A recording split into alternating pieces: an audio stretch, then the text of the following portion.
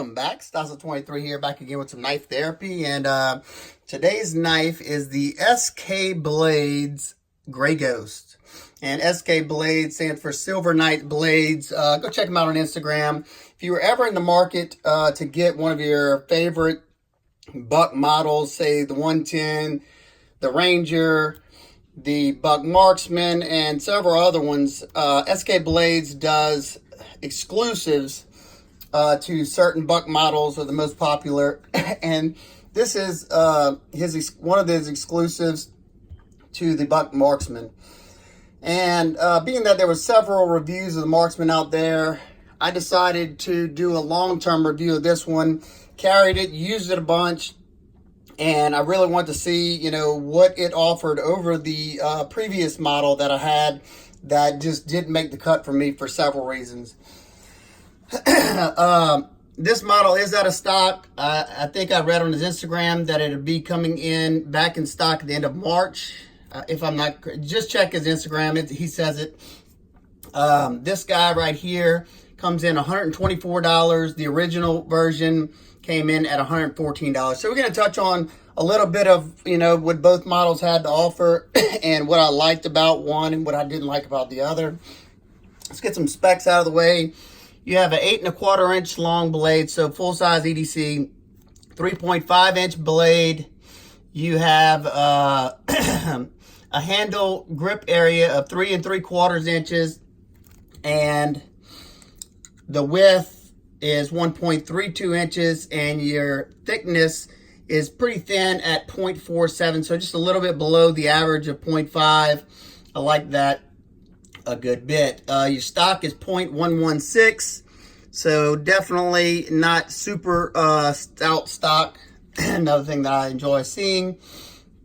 And the behind the edge thickness at the thinnest portion is 23 thousandths with 20 degrees per side edge on here. So this guy, it lends itself to be a really good cutter. You'll see I have some marking on there because I was about to sharpen this guy because I put it through the ringer and I decided to do the review before I sharpened it up. So sorry about that. This knife's claim to fame is this locking system created by Grant Gavin Hawk. Everything they touch is just usually genius. Their mindset is just mind-boggling. They called this lock the SLS, the Strong Lock System, and basically what it is it's an adjustable lock. You have this lock spring right here, and you can see the little cutout right there for your tension. You can pretty much dial this in however you'd like. If you wanted to have more strength, more tension, you can back this bar up that way.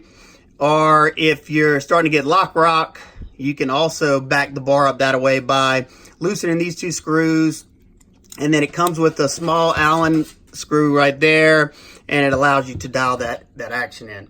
And that's one thing about this knife, being that you don't have any kind of lock bar pushing on the blade, creating tension. You essentially have a freed up blade. So once you pull this thing back, I mean, look at that. You have absolutely no tension, and that's awesome. It's riding on bearings, so your action is just phenomenal. And the lock, it seems to be pretty strong as well. Definitely strong enough for anything that I'll be using it for. So the original one that was $114 came with aluminum scales, and blade steel on that one was 154 cm. This guy has G10 scales, and it comes with CPM S35 VN, so definitely an upgrade in steel. This guy comes with a nice deep hollow grind, so to me that's a plus, depending on what you like. You see they got somewhat of a taper, but you do have a pretty stout tip right there for piercing, or whatever you choose to do with it. The original had a blasted finish on there, and I can't stand a blasted finish, so it was really nice to see the stone wash finish on there. So that was another plus for me. Like I said, the original came with aluminum scales, and it had these cutouts on the scales that were pretty sharp. and they tend to catch on my pockets, and it was somewhat of an ergonomic nightmare for me. It might not be a problem for anybody else, but for me, it just wasn't good. And not to mention, this all G10, no liners in there, lighten this knife up a good bit. The original weighed 4.3 ounces. This guy weighs 3.56 ounces. So nice and lightweight for this full-size carry. Nice and comfortable. You have basically a pad to put your finger there. And this grip is very comfortable. Comfortable this grip, and the grip I never use, comfortable as well. Let's see, what else? Another thing that the original had that this one doesn't, it didn't have a coated, tumbled, strong lock bar right here, whatever you want to call this thing, a strap lock or whatever it's called. And the points on here were rather rough on my fingers, and it was not comfortable whatsoever to disengage the lock. This one being that it has a coating on it, and as you can see, it's been tumbled. So those points are pretty, they're not as aggressive. I can easily get my finger in there, and it's nice and comfortable. This is definitely high on the fidget factor. Once you get the hang of this lock, however you want to disengage it, some people grab it up here, pull it, however you want to do it. You can deploy the knife in any which way you want. You can definitely slow roll it. And, you know, the fastest deployment is definitely that flipper tab. You do have jimping on that flipper tab, and it's nice fine cut jimping, grabs onto the finger, not too aggressive. You do have that little point there, but it's not bad whatsoever. So, let's see, what else? We talked about the incredible action. Oh, and also, when you're talking about a buck knife, you do know that you have the Paul Boss heat treat on there, and he pretty much has his heat treats down to a T. So it's always nice to see the Paul Boss heat treat. Just like on the original, you have this deep carry clip that goes all the way to the end. So let's see what I can show you. In my simulated pocket right here, the knife pretty much disappears. And with the aluminum frame, it didn't go in the pocket as nicely as this one does, because you have this smooth G10. You don't have anything sitting underneath it to where it's going to catch on the pants. So it goes in and out of the pocket very, very nicely. Let's see. All the cutting chores that I use this knife for, no problem whatsoever. Like I said, ergonomics good, action excellent. The steel choice, really good. This knife is completely ambidextrous. You can flip that clip around to whatever side, tip up, left or right-handed. The lock can be disengaged from either side. So this is a completely ambidextrous knife, which is very nice to see. So for me, the reason why this one was such a win for me is because of the lightening it up of it with the G10. I don't have those sharp areas right here that were tearing my fingers up. The coated back strap right here makes it more comfortable for me to disengage this lock. And you get the upgrade in the steel, and I don't have that blasted finish. You have this nice stone wash finish on there. So all those things, to me, this made this knife a complete home run. So what are some of the things? Well, before I get into my complaints, my few nitpicks, let's get some size comparisons out of the way.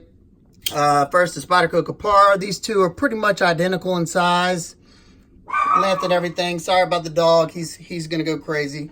You got the Benchmade 940. Hopefully, it's not as loud as it is right here to me. But it wouldn't be one of my videos without my dog chiming in the background. Paulo, come here, buddy. You want a treat?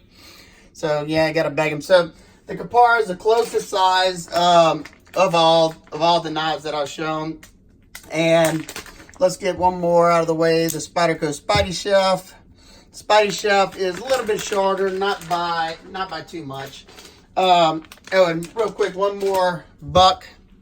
Got the Buck lightweight 110, and the 110's a good bit bigger. He also does some of these and some upgrade steels, plus pretty much any of the very popular models. He has some upgraded versions, and they're all very tempting. So let's talk about just some of the complaints. Nothing that hurts the functionality of the knife, and nothing that would stop me from getting the knife. I did have to extend the choil right there. It came back to where that little notch is right there. So I did have some flaring going on back here. It wasn't that bad, but it is something that I did want to fix. Now with this, even though it doesn't tear up my fingers, after prolonged use, you know, it could get a little uncomfortable, but not as much. You can see the peaks are knocked off. If I wanted to, I could grind that off, but it doesn't bother me that bad. The only thing I wish they would have done on this flipper tab, I wish they would have kind of made a flat spot right there, being that this thing is effortless to flip out. Whenever you got that point right there, it can dig into the finger, but nothing to where I felt like I had to put gloves on or anything. So overall, my thoughts, impressions are SK Blade Works did an excellent job of bringing us a nicer, upgraded version of the Buck Marksman. Definitely go check them out on Instagram. Right now, they have one in stock that I think is going to be in our pass-around group. It's the orange version, basically the same exact knife, but in orange with a black-coated stonewash blade. Pretty much everything he has. I think it seems like, being that they're exclusives to him, that maybe Buck takes their time more on the QC. I'm not sure about that, but it just seems like that, because I've talked to a bunch of people that have gotten some of the SK Blade Works knives, and they seem to have better QC than the average Buck knives. Because I haven't had the best luck with the regular Buck knives. So take it how you will. So if you have any questions, comments, concerns, please leave them down below. Definitely go check out SK Blade Works. Awesome guy to work with. He's very responsive, and he will answer any questions you have. So I hope everybody's having an absolute wonderful day, and I'll see you on the next one. Peace.